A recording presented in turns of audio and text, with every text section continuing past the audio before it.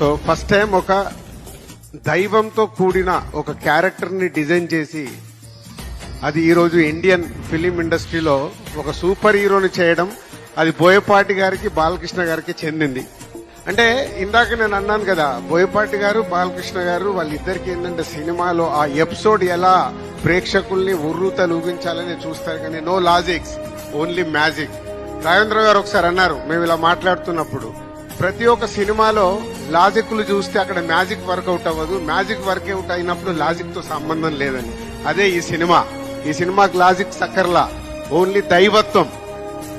తెలంగాణలో రిలీజ్ చేసిన మాకు 3వ రోజుకే 70% మేము పే చేసిన దాంట్లో 70% రెవెన్యూ రికవర్ చేసి ఈరోజు ఇంత అంటే బాలకృష్ణ గారి ఆల్మోస్ట్ ఈ మధ్య అన్ని సినిమాలు మేమే రిలీజ్ చేస్తున్నాం. అఖండ కూడా మేమే చేసాం, బోయపాటి గారి సినిమాలన్నీ మేమే చేసాం.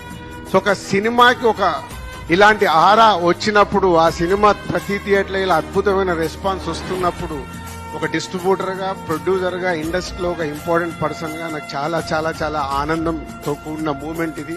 Thank you Srinu, thank you Balayya గారు and old team, all technician.